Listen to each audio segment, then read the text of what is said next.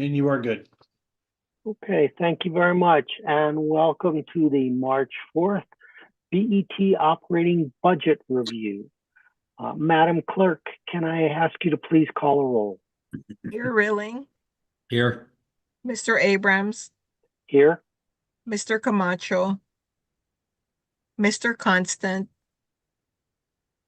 Mr. Gilleret, Here. Mr. Casimis, Miss Yang. Here. We have 4 commissioners. We have a quorum. Thank you very much, Madam Clerk. Before we begin the operating review process, Mr. Mayor, are there any remarks that you would like to make to start us off? Yes, thank you. First of all, thank you for all of you who are serving on the Board of Estimate and Taxation, especially during this difficult time. I also want to thank our department heads who really worked hard to try to bring in a budget that I think we can all work on, and they've risen to the charge as they normally do, and they've scrubbed their budgets. And we know that this board will go over all the line items in each department and see where we might be able to find some other savings. I know that, as I mentioned earlier, this is a very challenging year. During the reval, we found that the commercial side of the properties either were lowered, valued, or they remained flat. Whereas the residential side, due to the influx of people from various parts of the tri-state area and beyond, the residential side was a significant increase in valuation. As we started looking, thankfully, some of the apartment buildings that are being built are considered commercial. If it wasn't for some of them, the situation we'd be in would be far worse than we are. But we are still working every day. I work with my chief of staff, who's joining us this evening, to look and see if we can't scrub some more, to look and see if we can't find some revenue that perhaps we were looking to add into the budget. So this is a work in progress, as it always is. And we know that we need to provide the services for the city of Norwalk, but we also need to make sure that we don't overtax people who are paying quite a few dollars in taxes already. So again, we look forward to the process. I think with a little bit of elbow grease, I think we're going to be able to come in with a budget that's a little bit better than what we see right now. So thank you. Thank you, Mr. Mayor. Before we begin the process, I will remind us as a BET what our charter is, and that is to understand and to challenge the expense associated with each department, but not necessarily to comment or to drive any conversation around how they actually operate within their environment, right? Our job is to make sure that the budget that they have in place is appropriate given all the challenges that the mayor put out, and not to debate how they in fact execute within their departments. That said, we should be asking questions for clarity on operations to help understand budget, but not get into a lot of the detail as to what they do. That is not our scope. With that said, Tom, I will kind of turn it over to you to lead us through tonight's discussion. I know we've got 8 different departments we're going to be looking at this evening, and hopefully we can move through this efficiently and effectively. Sure. I am going to ask folks to be a little patient. My email is blowing up with people who can't get into the meeting somehow. So I'm firing off invites as quickly as I can to individuals. But in any case, yes. Tom, they might be using the ones that we got from Lola or something earlier. Maybe you should tell them to use the one you gave us for the earlier meeting. That's what we all used. Yeah, it's the same link. Okay. I'm not sure what the issue is, but Tom, I had the same issue. I tried Lola's, it didn't work, but yours did. okay. And I see some people coming in now, so just thought of something else, but anyway, strike that. So yes, we have a number of departments this evening in general government, and then the fire and the police. So without any further ado, I will share my screen. Let me know if it's too big, too small. And I will walk you through the columns the first pass because it is quite a bit of data to see all at once. Mr. Ellis also, and Ms. Dixon, please note that Mr. Constant has joined the meeting. Thank you, Mr. Mayor. All right, how is this for sizing? It works well for me. Anybody have an issue with the size of what we're seeing on the screen? And I think you're in good shape, Tom. Okay, so over on the left-hand side, we have the department and then all of the descriptions, line items of the different accounts. We've got a few years of actuals, 22 and 23. We've got last year's history, the original approved, then the revised. Recall that the revised is the approved plus any rollovers. And then we have the original 25 requested. In other words, what the departments came back to us with on their first requests. The recommended finance recommendation, and then the recommendation no hires. I don't know if you can quite see that, but the reason for that is early on in the budget discussions, we decided that all of the requests for new hires would be tabled for this year. So that's the reason for that column. So over here, you have the 25 recommended versus the 24 approved in dollars and the percentages. So the key columns we'll be looking at tonight are right here. Double A, this orange, what is recommended currently, and then the percentage and the dollar change versus the 24 approved. So for example, on the mayor's line, he is up $7,000 year over year or 3.8%. So my proposal is just to go through the various sections here, and we can look at things and decide if there are any questions while the department heads are here, and we can take it from there. So the first one is the mayor. Tom, I'm sorry, before you get started, I know it's not in the spreadsheet, but do we have a view of FY24 forecast? I know we've got actuals year to date in column S, we've got the revised budget, but do we have a view of forecast for the year for each department? No, but that is that is on my list of things to do going forward. It just no, we haven't gotten to that yet, so Okay, thank you. welcome. So the mayor's big dollar increase is really just $4,000 in the salaries. That's the equivalent of the contractual 2.35% increase. And the only other one is business expense, which is up 3,000. And the reason for that is in certain cases, I'll take a look at what the trends were over the last couple of years and put a recommendation in that's reflective of that average. So the reason for that's a little bit high is because of the actuals in 2022, which were 8,300. It did come down in 23 so far, or sorry, it did come down in 23, and right now it looks like we'll probably come in around $5,000 or $6,000 on the 24 revised. So Tom, unless my chief of staff or Ms. Dixon has information that I might not have, I think we can drop that number down. okay. Mr. That was Livingston? Yeah, I don't have any other information. I think I'd like to drop it down to around 4,000. okay. Is for FY24 actuals, is a 7 transpose? Like I see 170 to 107 to 174. Sorry, where are you, Kendrick? I'm looking at column S, row 6. No, so keep in mind, these are actuals through February 29th. So those are salaries that we paid through the end of February. So right now we're right on track for meeting the target, which is 170.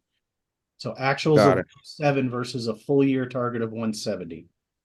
Yeah, so Kendrick, it gets to my comment earlier. We don't have a FY24 full year forecast here. We've got, 3/4 of actuals against a plan. That's all we're looking at. Okay. Tom, do you think for the meetings coming forward, you could just make a rough to annualize where we are on the actuals so that we can just take a look at that relative to revised and where things may be going? Yeah, so, yeah, I mean, This it's, This yeah. is this is a little bit more than half. Yeah, it's so February is well 67% through the year. So yeah, I can just do a quick divisor formula. That'd be great. Which will work for the vast majority of the accounts, but not all of them. Certain things like pensions and we pay all in July upfront. There are certain items that are somewhat seasonal. So but where applicable, I can do that. Thank you. Yeah. Thank you, Tom. I think it'd be extremely helpful for us because, again, in a very tight budget year, to have a forecast actual for FY24 lets us know as we look at FY25 where we're being flat, where we're seeing true increase against forecasted actuals. Okay. So we got into that in the mayor's department. That'll cascade through everything we talk about. Sure. Okay, and thank you, Mr. Mayor, for taking down the business expense. Every penny, as you remind us every day, helps. That's right. Thank you. All right, next one is DEI, diversity, equity, and inclusion. The percentage looks very high, but the dollar amount really isn't. And part of the reason for this is it's a relatively new organization. Last year, we only we just seeded a little bit for training and business expense. So compared to I see what the other contractual services. That's I believe that's language training that's in there that they had requested. So again, not a tremendous amount dollar wise, but a pretty high percentage. I think. Did I read somewhere that the woman that was hired to do DE&I is no longer with the city? Is that an open spot right now? It is currently an open spot, yes. And we still intend on filling that spot. How long has Yeah. it been? Yes, we will be filling that spot. It's probably been a little over a month, or maybe just about a month that it's been vacant. We're looking to see if we can't get some savings by partnering perhaps with the Board of Education, the DEI function, and see if we can't. I've made a request of Superintendent Straya to see what her thoughts are. That makes a lot of sense, Mr. Mayor. Yeah. To do that. So we could see row 18 come down as part of that planning process then. Yes, Yes. that's the salary line. Mm-hmm. So I don't think we want to make a cut there right now, Tom, but we probably want to make a note to revisit that after the mayor's discussions with the superintendent to see if that can be reduced. And the other contractual services of 30,000, what is the language element? I believe that's Spanish classes. Do you recall, Tom? Yeah, it's Spanish classes and I think some translation services. For how many people? Do we know? I don't know offhand how many people. It's different programs, a couple different programs there.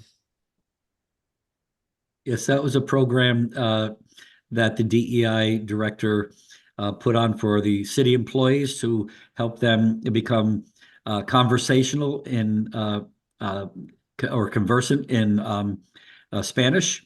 And she's we're looking to do more of that. I thought it was a great idea, and it was quite a success.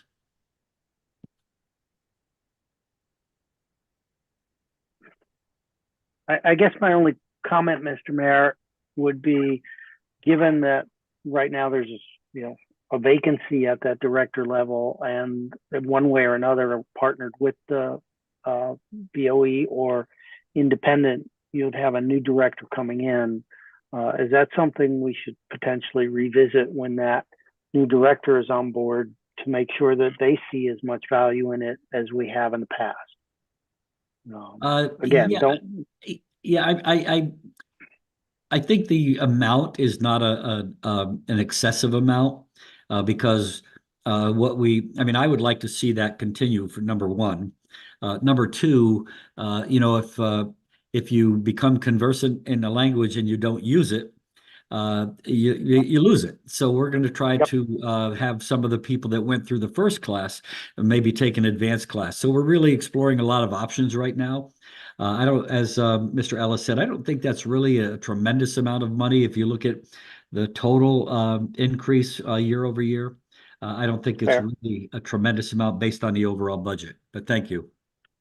Okay, thank you. All right, let's keep going, Tom. All right, next section is, I have, all right. I have a question. So I know last year there was a lot of discussion about multi-level learners with Board of Ed. You mentioned that they'll be sharing some of the costs here. Any idea what that amount is, or how much they'll be paying as far as Yeah, I think it's just an inquiry at this point, Kendrick, just the formative stages of a discussion. There's nothing has been agreed upon it yet. Okay.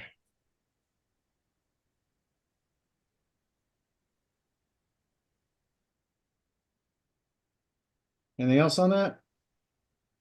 Nope. Okay, legislative is the next one. This is basically the department that supports the Common Council. Last year was a pretty significant expenditure year, primarily because of the charter rewrite. So we do have a little bit of that left, but not nearly as much as before. So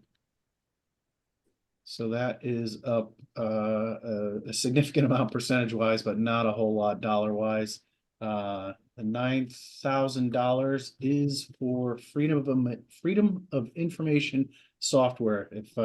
If you folks recall, no, I'm sorry, 9,000 that's a little bit of support from Steve Mednick throughout the ordinance change process.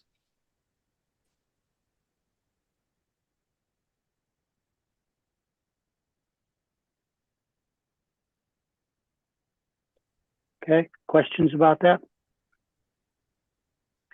All right, then let's keep going, Tom. All right, I'm going to jump down to the other chief of staff sections while Mr. Livingston is with us.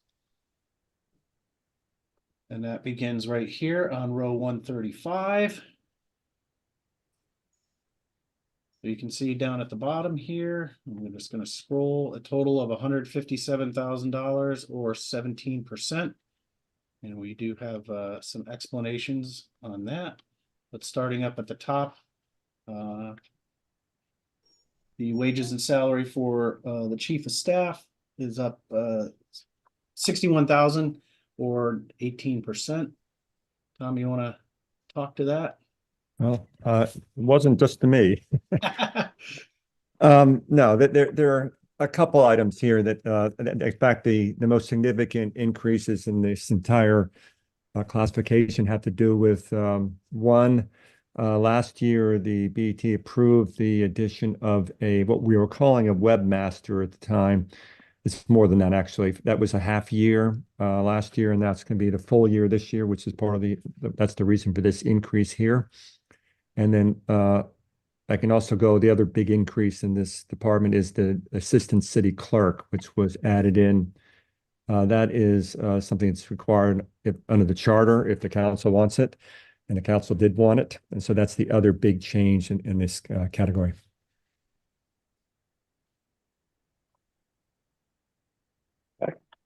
And those positions are, you said it, Tom, but I'm just reiterating, those positions are currently staffed and individuals are on board, correct? You're breaking up, but I think you asked if they're staffed. The assistant city clerk position is staffed. The so-called webmaster is not at this point, although we've been interviewing. It's been Okay, thank you. I'm sorry, is the assistant city clerk, is that in the wages and salary regular, or is it further down. It's in the wages and salary regular. Okay. So what is the change here under com and grants admin, which is, That's actually the webmaster. Oh, that's it. Okay. So I had it backwards, sorry. Yeah, so that one half-time position becomes full-time in the webmaster communications, and then one in chief of staff. So the two big increases are. and the $20,000 for the Veterans Committee? Yeah, that actually was transferred over from the Rec and Parks last year. They were monitoring that, but most of the requests were ultimately filtered through to Irene and the mayor. So it made sense, since they're closer to that activity, to monitor it. So see a corresponding down on the Rec and Parks side when we get to that. Okay. I assume this is like for the Veterans Day Parade or Memorial Day Parade. Yep, and the other thing that they did a year or so ago was the traveling Vietnam Wall. That was a Veterans Committee as well. So Got it.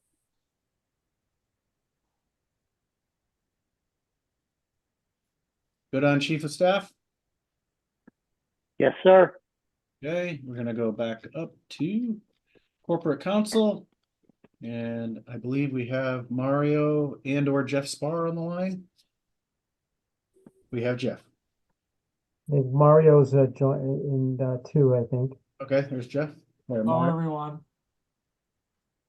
So, good evening. I think we have a relatively straightforward budget that's consistent with the prior year. All things that are necessary for us to do our jobs, and for us to plan for litigation to the best we could possibly plan for litigation, which is many times unknown. Are there any questions for the budget that we have? My question would be, do you have enough, given the reval and the litigation that you'll probably get from that? Well, I appreciate you asking that question, because we went to see Tom earlier today to make sure that one of the concerns I had was that we have a rollover for next year. And I know you can't promise that tonight, but that going into this budget conversation, you're aware of the fact that we probably be looking to roll over the professional, whatever we have balance wise for professional services this year to next year. I'm not one to ever try to spend down a budget. We have given money back year after year after year, not just rollovers, but we've actually given money back in the 10 years I've been here many times. And I'm a firm believer in we have to just do our jobs, and wherever things fall on a budget, they do. We're going to need the rollover because we're going to have a lot of work to do on the appeals starting in on July 1. Now, actually, we may have some in May and June, but certainly we're going to have a lot of costs in the next fiscal year budget. So, And what was the other professional services in the last reval? in the last revaluation, we spent a lot on professional services over time. But I don't know whether it was in the second or third year, the first, second, or third year of the reval that we did it. But we certainly spent a lot on, really was the experts, the appraisers. And we've had, quite frankly, our assessor's office has been short-staffed for a really long time. We currently have staffing, a significant vacancy right now. So, it's more work that really our consultants have to do I think to compensate for it. I shouldn't say compensate for it, but sometimes an assessor may do a little bit more of that consulting work, him or herself. I expect that appraisers will do a lot of work in this reval cycle, as they did last time, in trying to give us assistance in the cases. But might that have been, was that more than the 300,000 that you are budgeting, or is it? I'm sure over the 5-year reval cycle, we spent in excess of 325,000, but that's over a 5-year cycle. So I can show the history here. Just one second, Mario. Sure. So this is fiscal 19, so that was very low, but that would have been after the first year Well, no, that would have been the year before, so 45,000, then it goes up to 201, 190, and then a couple of really big years there in 22 and 23. The largest, biggest legal challenges that took the longest to settle, right? Yeah, there was those. We also had some outside legal services because we had a vacancy for Brian McCann's position, which we still have to fill. So it was a combination of a few things, and all those costs are not just for tax appeals. I mean, there's other litigation costs that we have, and we had the litigation with Mr. Milligan during those years, which there were some costs associated with that as well. But to answer your question, Ms. Yang, I think I'm hoping that this is an appropriate amount, and I've been, I think, able to rely on the Board of Estimate and Taxation to come back to you when we need something more, and to not over budget. And so I think with the understanding that we'll hopefully get a rollover in that line item, whatever we don't spend this year, I think that we should have sufficient funds for next year, and at some point, if we So, don't, we'll come back and see it, but I think we will. and how much roughly was the total litigation for Milligan? I don't remember. It spanned over a couple years' time. So I would say maybe a couple 100,000, if that, total over a couple of years. That may have been 2-3 years' time. We rolled up our sleeves and did most of it in-house, quite frankly. But there was some costs that we incurred for Shipman and Goodwin because the redevelopment agency ran out of money at some point to fund it. That was their counsel. Obviously, we got a very good result. I'll just remind everybody, it was a settlement value of around $3.2 million, with, my recollection was like 600 plus minus of cash plus, I'm sorry, more than that, actually. What am I saying? Yeah, anyways, it was a significant settlement that we got on behalf of the city and redevelopment agency. Mario, I appreciate and I applaud the way you've thought about the budget here. Recognizing that you're hoping to get the rollover, being a little bit conservative on other professional services. But as you said, should the need arise as we see more out of the marketplace impact of the reval, that's what contingency's for, and that's how we'll fund that as we need it going through the year.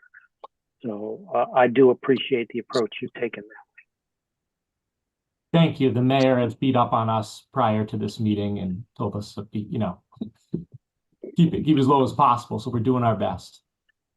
Thank you.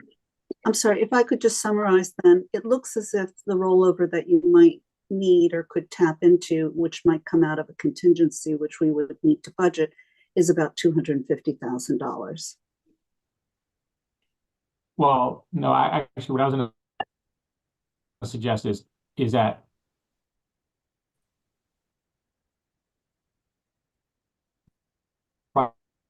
Mario, you froze. right now we're our own budget. Oh, okay, because the Can you hear me actual, again? Sorry about that. Could you hear me?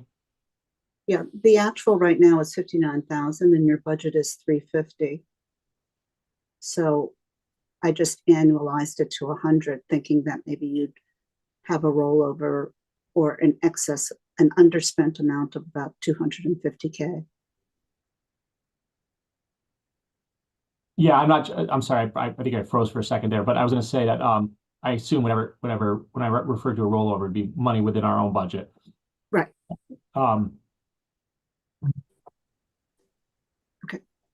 could I ask you a question? Sure. I just wanted to check on the subscriptions account. That's the 5234. Very difficult to see here. Where did you have that down at? I have it at 35.5. I know we talked this afternoon that you thought it was a bit less than that, but I'm not quite sure where that came from. No, the 35.5 is what I had sent you an email. Just for everybody knows, the 35.5 is because there was a 5% increase. That's mostly it's for our Westlaw subscription, which is basically the heartbeat of law department, is being able to do legal research online, use all the forms and stuff like that. So the 35.5 is fine. Okay, good. when we met today, you had said 36, I had said 35.5, so the 35.5 is fine. Oh, you said you would get back to me with a number. You didn't tell me 35.5. The 30, well, that, I had sent you an email, a couple of weeks ago, so the 35.5 is. Yeah, that's where it came from. I remember now. Okay, yeah, so we're good on that. I just wanted to Okay. make sure that was the figure, not the 33,000, because we have a signed contract with Westlaw that's gonna go up 5% for a portion of the fiscal year. Okay. 35.5 is fine, okay. Okay. Any other questions on Corporation Council? Yeah, Ed, I have two questions. Mario, first question, you talked about the Milliken project. That's over with the lawsuit. When are we going to see things start to resume with the new developers there or the new owners? My understanding is that that the current schedule is that they're trying to have a closing on the financing, which is complex because it involves both state and federal funding sources by the end of April. So the current projected closing date is April 3rd, is plus minus April 30th, and then they would mobilize to be starting construction on site within 30 days thereafter. So June 1 is the current dates that I am aware of. We diligently pursue updates on a regular basis from them, and the redevelopment agency and other city departments are actively involved with various facets of the project planning to be able to effectuate the funding, the funding that they are going to get as part of the public funding that they're going to get as part of the closing, including the housing authority, which is acting as a bonding authority as part of the process. So we continue to push and push and push to expedite the process to the best we can. That's great. And are those taxes on that property currently? I don't know. I would assume so. I would assume I would assume they're current. I don't know. Okay. I believe that's a better question for Lisa team than Mario and Jeff. Well, Mario knows. If he doesn't know, he doesn't know. Yeah, I mean, All right, sometimes I know these. Sometimes I do know these things. I don't know of any delinquency. There was a blight violation that they did pay off recently. So as far as I know, they're paid up on anything they owe the city. Thank you, and I look forward to that because obviously the sooner those projects roll with their COs, it helps on the commercial side, I assume, right? Is that? It does. I mean, that property's a little unique because of the because of the tax agreement on it, but as part of the land disposition agreement. But yes, it's a great when that project gets moving. It's a From great. a route, Jim. And my second question is, if you could, since we have you, can you talk to, since we read it in the paper last week, talk to us about the Board of Ed's hiring of an attorney and who did that work before they just hired that new attorney for, it was in the paper, I think, for $100,000+. I can answer that. I work with the Board of Ed exclusively. Quite frankly, a lot of their work was being done by us.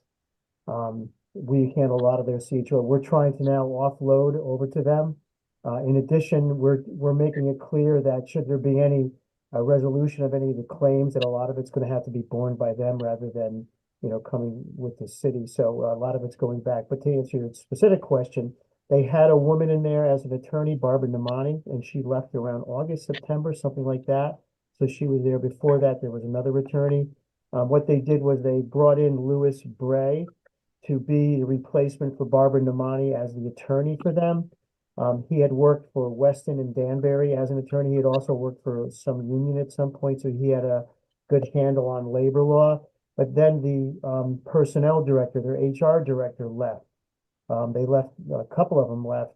And so right now, Louis Bray is taking over as the HR director. So he was wearing two hats, he still is. One as their legal staff and Title IX coordinator, as well as their HR person.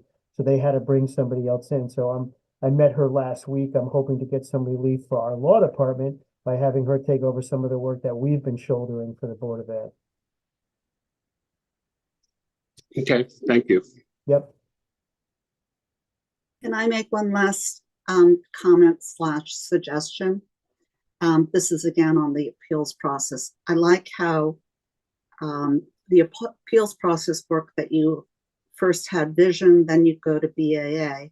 Maybe there can be another step, like there's an appeals version of the Planning and Zoning Committee, but maybe you can actually have another separate appeal so that you have a few bites at the apple and hopefully some attrition before you actually get to litigation.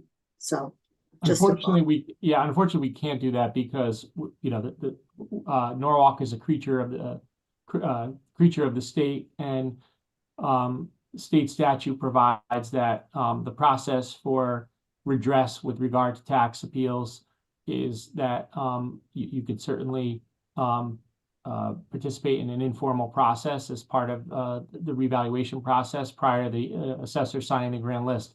Once the assessor signs the grand list, which is typically January 30th, but this year it took place in February because of the 1-month extension we got from the state because it was a revaluation year.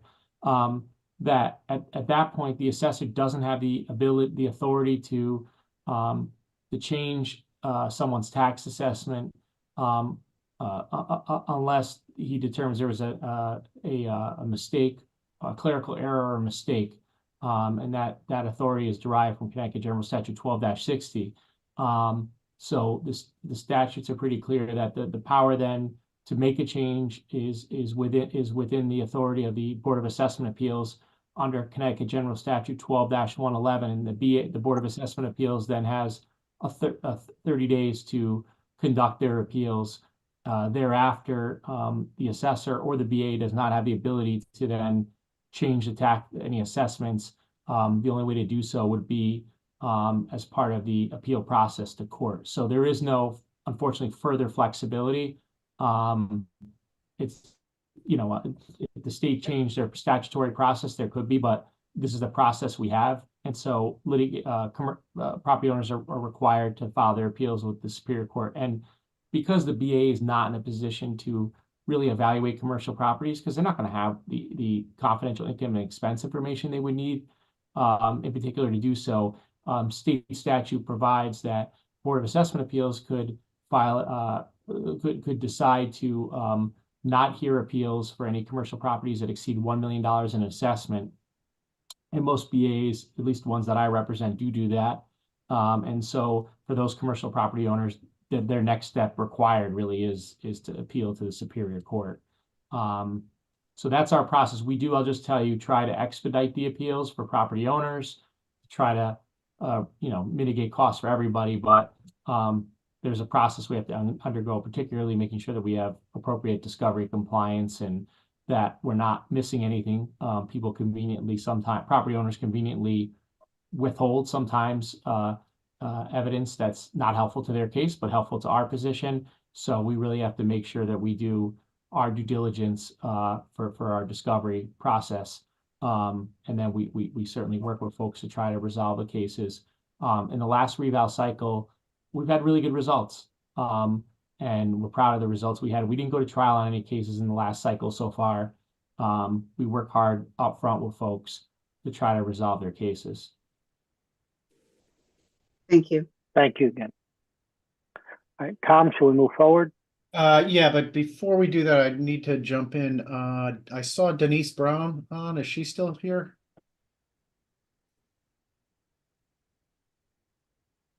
I believe she's with Oak Hills, which would have been covered at 5:30. So Denise, if you're on, you may drop.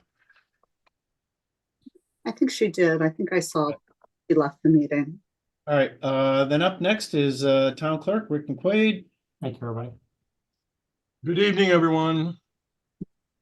Go ahead, Rick, take it away. Well, No intro. it's pretty cut and dry, as usual.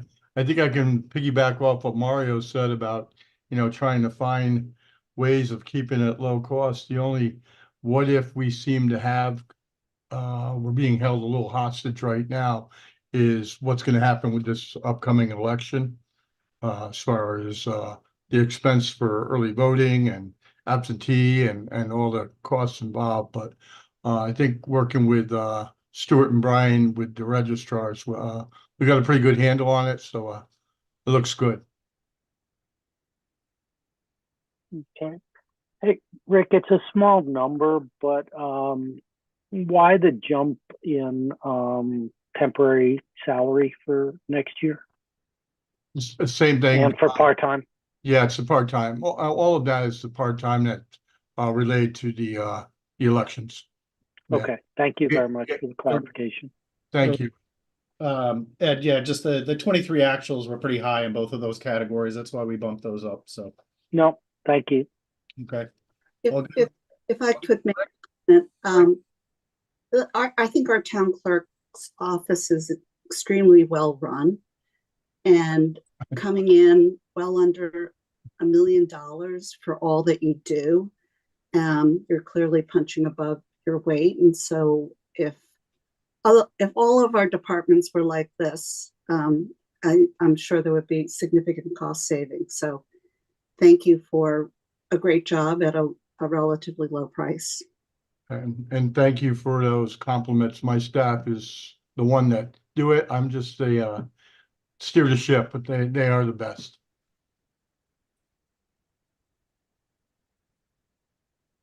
Okay, Moving on. let's keep going, Tom. Okay, thank you, Rick. Thank you. Have a great night. You too. Up next is Human Resources and Personnel, and we have Tina here with us this evening to talk about coming in perfectly at 3.0%. Hello, everyone. Good night. Good evening. So our budget is pretty static, except for the small increases based on, contractual wages, et cetera. Last year, we implemented a new project that we're still working on. And so we thought it was best to complete that project, which is our NeoGov project that you supported last year, which we really appreciated. And so we're status quo right now, other than the contractual, which is why we were able to come in at about 3%. Okay. Questions from anyone? All right, seeing none. Tom, let's keep rolling here. Thank you, Tina. Moving on to registrar of voters, we have Stuart Wells here. $19,000 year over year, 3.2%. No major increases other than election supplies, but that's understandable given what's coming down the pipe with the presidential election. Stuart, take it away. Well, I'm not sure if you have enough in there for the early voting. We have to do well 4 days of it this year in this fiscal year in about a month, and 21 days in the fall, presumably. We don't, of course, know if there'll be congressional primaries, but 14 days for sure for the presidential election. For any of you that don't know, we expect about 45,000 voters to vote in that election, whereas our municipal has about 15,000. So obviously there's more costs in personnel and ballots and such. And the legislature in their wisdom has added all this early voting. Won't probably change the overall number who vote much, but they will vote early. So we've got to run an operation for 14 days before the general election. It's going to take 3,000 or 4,000, probably 4,000 a day in personnel. Again, the great unknown, how many people are going to want to do it? We're hoping and expecting maybe a quarter of the voters, which would have a great benefit in other areas. One, it would save us a little bit at the polls, but more to the point, it would save problems with parking in presidential years. Our schools only have so much room. If a quarter of the vote was already in, they wouldn't be going to the polls.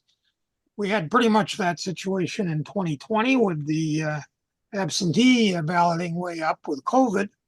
And although they kept saying on the news that there'd be long lines and people all showed up at 5 a.m, so to take disadvantage of that, We really didn't have any, which we could have told them, but because if a quarter of the votes in, the lines don't get pressed in the same way.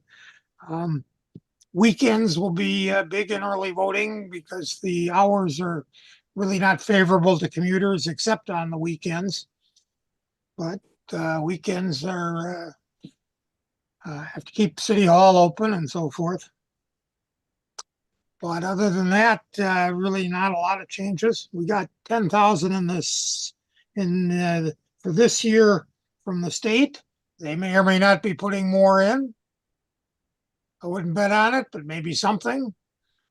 So the great unknowns in here about this. Incidentally, we're getting new tabulators sometime, probably in the next fiscal year. That's on the state's money, but we have to train for them and figure out how to run them.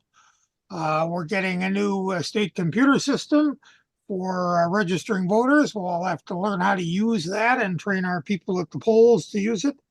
And a new election reporting system as well. So a lot of changes, which inevitably are going to take staff time to figure out. Understood. And if we see those things, again, I'd ask Stuart to come forward and leverage contingency should those, should the unknowns, when, not should, but when the unknowns come known. We've been trying to keep the departments apprised of all these kinds of things, and to some extent we've squirreled away a few dollars already this year out of this year's budget for equipment we'll be using. It'd be one-time charges for things. We got to get a fireproof cabinet because we have to store these uncounted ballots in fireproof condition between the time they're voted and the time we give them to the town clerk, things like that. But then we've got it. Understood. Okay. Questions from anybody for Stuart? Stuart, real quick, this is Troy Joe. Quick question.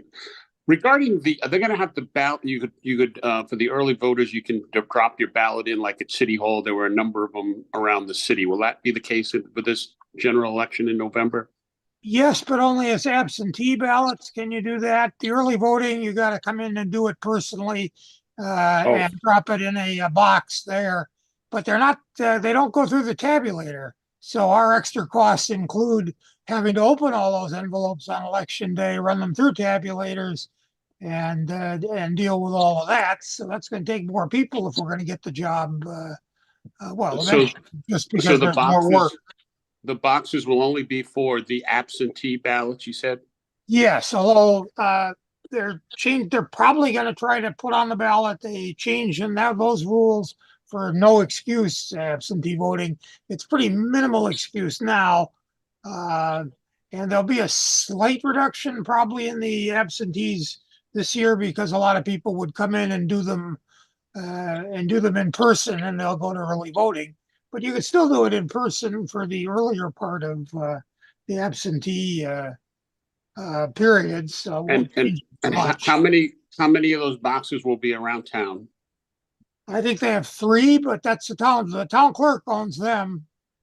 And the last question is, how many are you required? Is there a requirement for how many absentee ballots you can make in like how many people can make?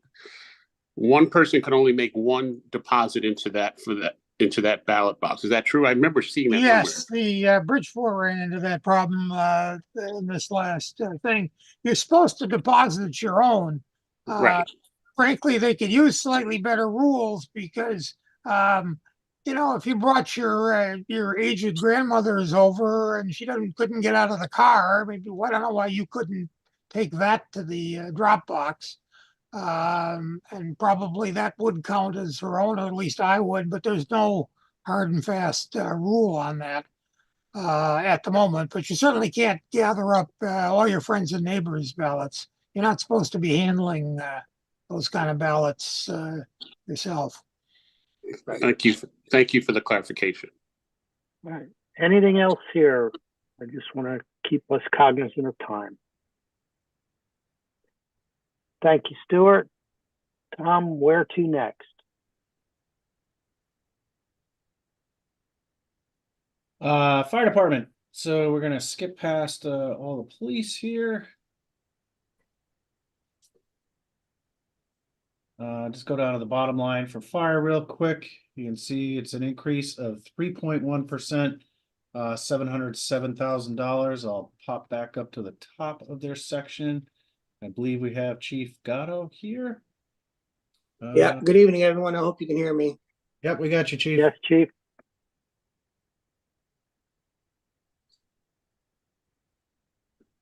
So we were requesting actually an additional firefighter for the rescue truck for 4 new personnel, about 300 and something $1,000, but we took that out because Tom said there's no new hires. There are other lines that look like they went up a lot. If you want me to go through every single one, or if you have certain questions specifically, I'm not sure where you want me to start. Chief, I don't think you need to go through every single line item, but a couple of the ones that jump out, you know, a $34,000 increase in water. What drives that cost? Okay, that's our favorite subject. Let me pull it up here. Okay, water. That's the fire hydrant rentals from the 2 water companies, First District Water and South Norwalk Electric. So of course, when we set or work on the budget, we don't know what their increases are going to be because they won't tell us. So what we did for this round was we increased it. We increased it by 10% just to try to eliminate coming back and asking for more money later on. So that's where that 391 is a pretty high number compared to the actual. But it also includes the hydrant painting that we've been doing. So between the 886 hydrants from First District Water and the 589 from South Norwalk Electric, we are at, it's like 385, I believe, something in that area. So that's the big increase, is we're trying to project what they didn't tell us. Chief, I will be the first to admit that my memory stinks.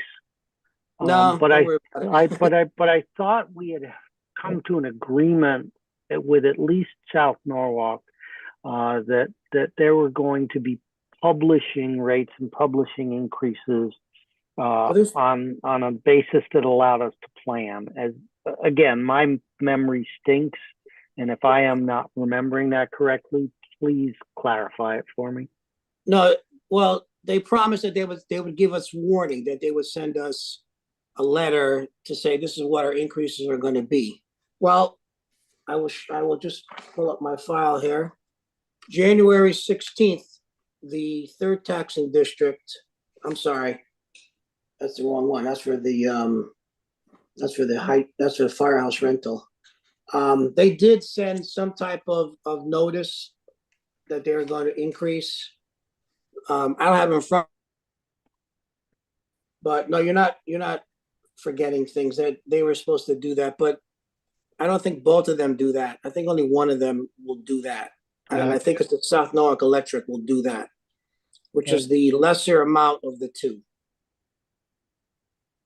Yeah, and I think it's a timing issue. This happens every year after the budget's been locked in and set. Then they come along with their increases, and we're sort of stuck. So I think what the chief and his team are trying to do here is head off, Protect against that. yeah, having Right.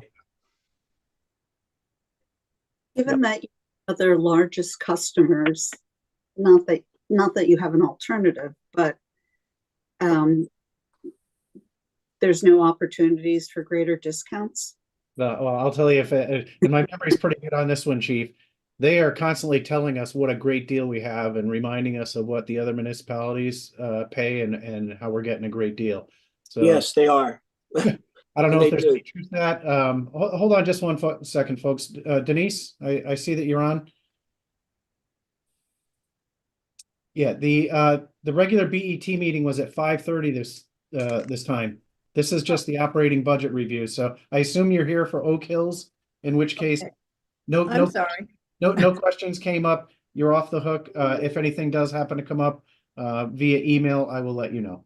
Oh, I'm okay. I apologize for the wrong time. No, Okay. it's just this one time a year when we're doing the budget reviews. Well, I think this is going to be the last time we do this, but we pulled it forward by 1 hour. So Oh, thank you. I'm sorry. you're welcome. Bye-bye. Okay. Sorry, back to fire.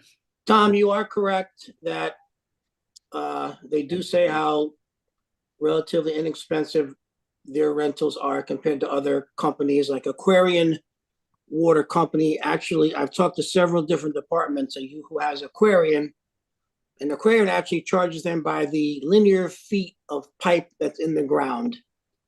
And some of these places are paying close to $1 million for their water. So comparing the two, yeah, we are cheaper, but unfortunately it keeps going up every year. Eventually we'll get to that point. Yep. Sorry. Ed, I have a question for the chief. Yes, Chief, Mr. the utility companies are regulated by PURA, the Public Utilities Regulatory Agency. Yes. Is there anything that we can have looked at if they constantly are raising our rent for the fire hydrants? I mean, there should be some sort of a control over percentages. I'm not sure if they have to go before PURA to do that, or they just can arbitrarily increase our rental fees. Mayor, that's a good question. I don't know. I don't have the answer. I don't know if they're a private company. No, they're a municipality. Okay, well, then whatever the board of directors vote on, I guess. I don't really know. That'll be a good question for Corporation Council to look into. I think that's correct.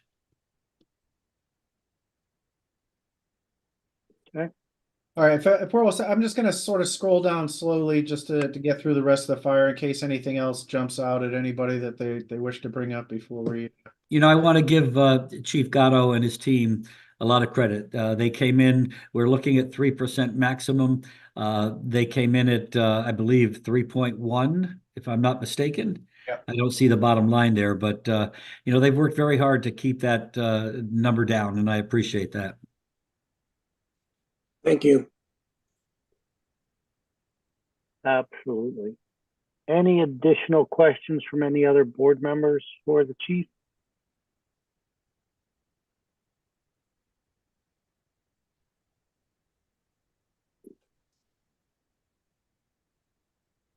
All right.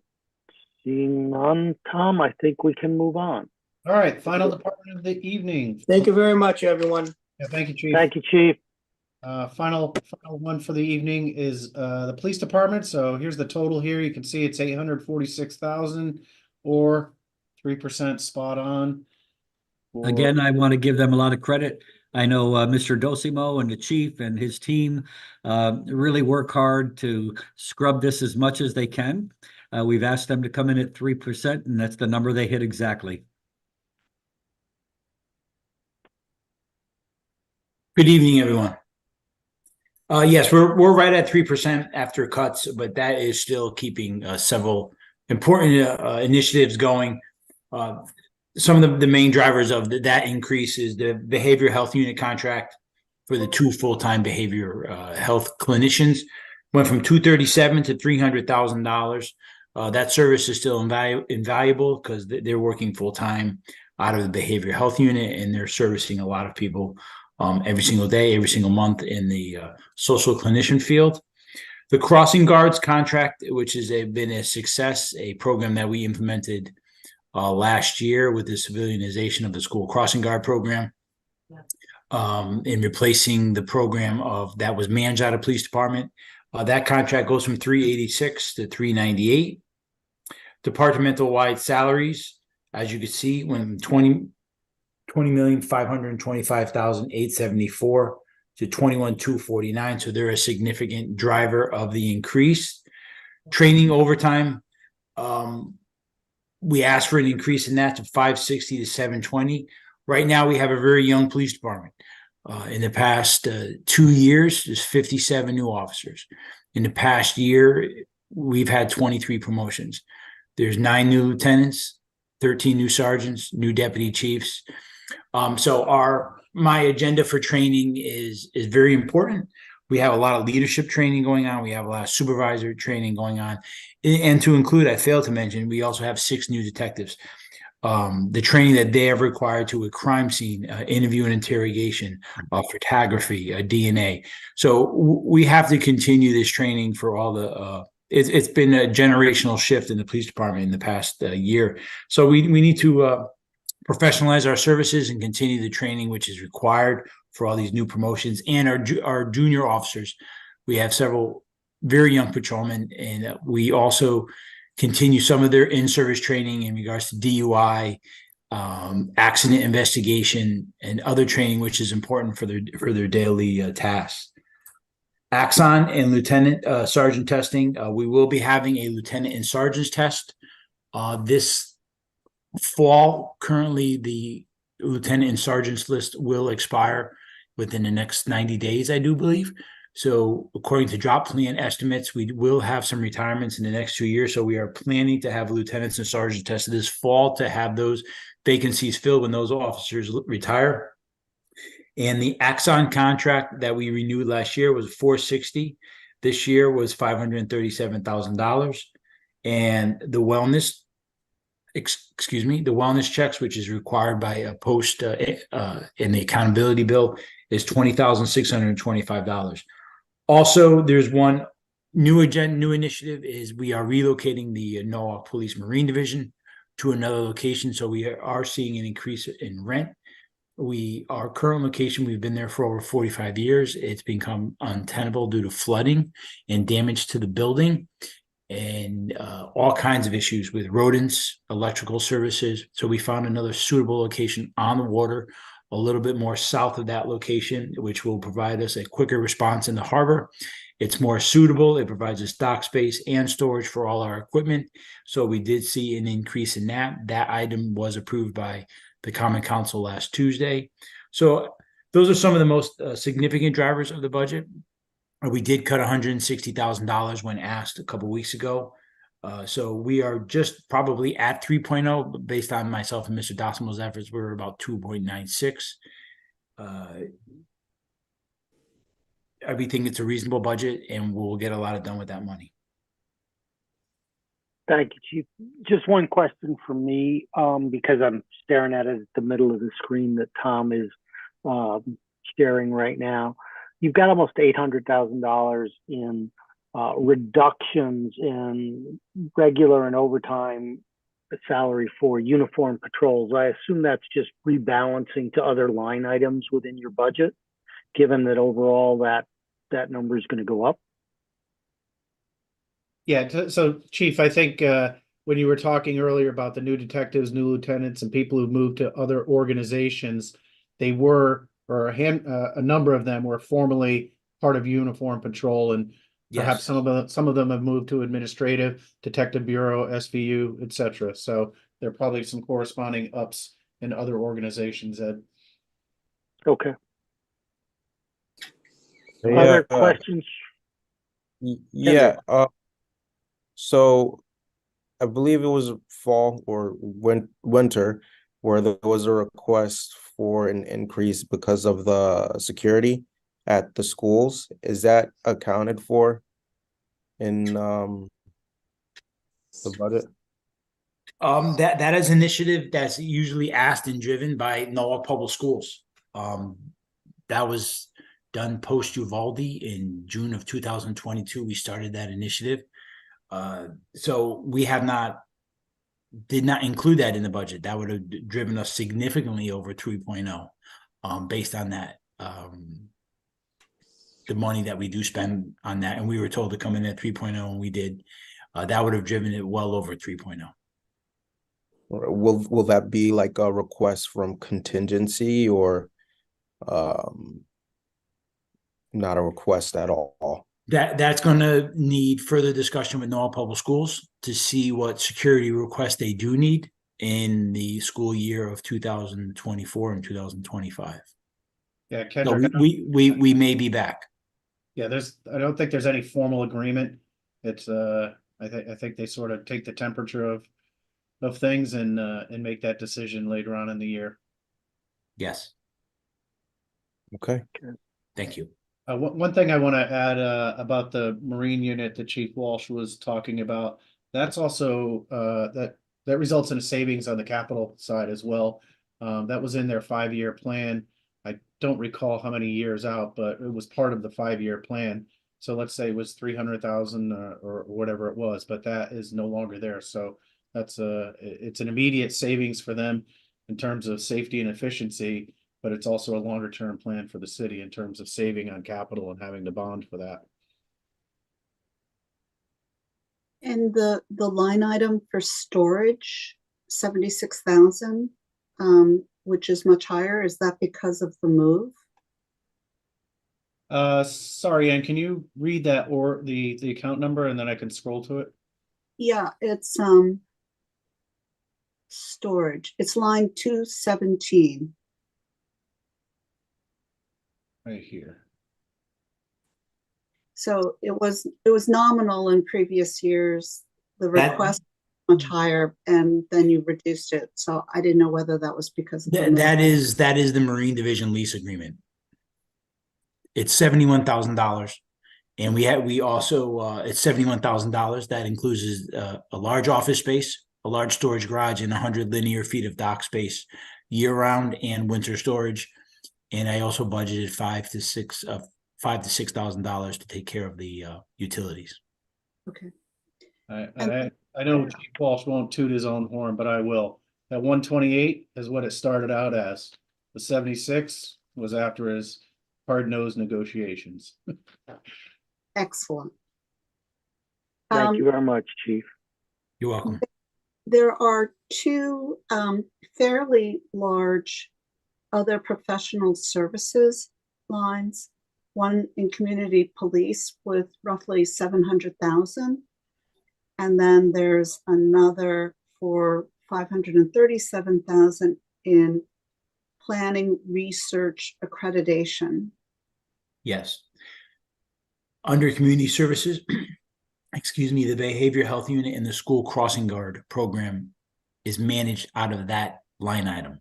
So those two items that I mentioned at the beginning of my presentation, the behavior health unit and school crossing guards, of the $300,000 and the $398,000, those are the civilian crossing guards, and those are the two clinicians with Recovery Network for the behavior health. Okay. And what was the second one, ma'am? It then in planning, research, and accreditation for 537,000. Yes, that is the lieutenant and sergeant testing I refer to, and that is also our Axon body camera program. The body camera Axon is the company that provides body cams, and they manage our whole program. They supply our whole program of body cams, tasers, all the storage of all the video, but that also includes all the dash cams, which we are required to install according to the Accountability Act. So we've had to increase that budget due to unfunded mandates set forth by the legislation to comply with that, with having I should say a dash cam in every single police car. And a lot of that is cloud storage and other plans that we do to assure for officer accountability that officers are using their body cams when they're supposed to be. Got it. And that is an outsourced service, and it makes sense. It's Axon. It's the provider is Axon. That's the name of the company. Right. Okay. You're welcome. Additional questions for Chief and his team?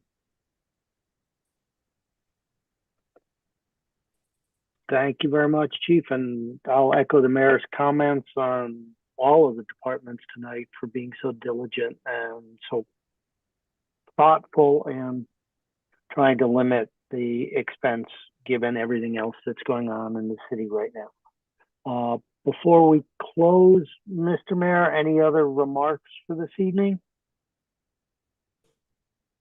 No, again, as I said, we put the word out to the department heads. They are truly dedicated and committed to keeping within budget and to keeping the budget as low as they possibly can. And I truly appreciate it. I know it's tough with prices going up and everything, but I think when push comes to shove, they do what they have to do, and I think I really want to commend them. I would wholeheartedly agree. All right, and so I think, Tom, that ends us for tonight, correct? We're back together on Wednesday to do community development, transportation, parking, planning and zoning, code enforcement, business development, arts, historical, and the art commission. Do I have that correct, Tom? You do, and I'll have that run rate forecast set up, and I'll get those. I'll get that file out tomorrow. So. Okay. And Tom, this is Troy, just to recap, tomorrow the Common Council's meeting to set the cap, is that correct? Correct. It's That's correct. 7:30. So. Yep. Good. All right. Then I don't do for an operating budget review. Do we need a motion to adjourn, or do we just say thank you and we'll see you on Wednesday? And just to be safe, why don't you do it just to be safe? Well, just to be safe, then can I get a motion to adjourn this evening's meeting? Thank you, Kendrick. All in favor? Aye. Aye. We are adjourned. Thank you all very much, ladies and Thank you. gentlemen. We'll see you on Wednesday. Night. Bye-bye. Bye. Thank